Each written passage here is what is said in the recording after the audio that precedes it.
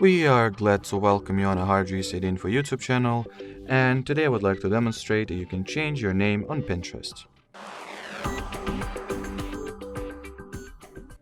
So, first of all, open your Pinterest profile page, then at the top right corner tap at these three horizontal dots,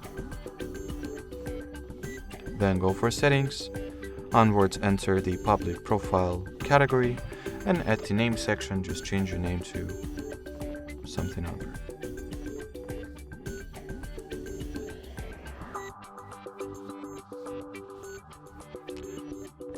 You can also change the username if you would like to.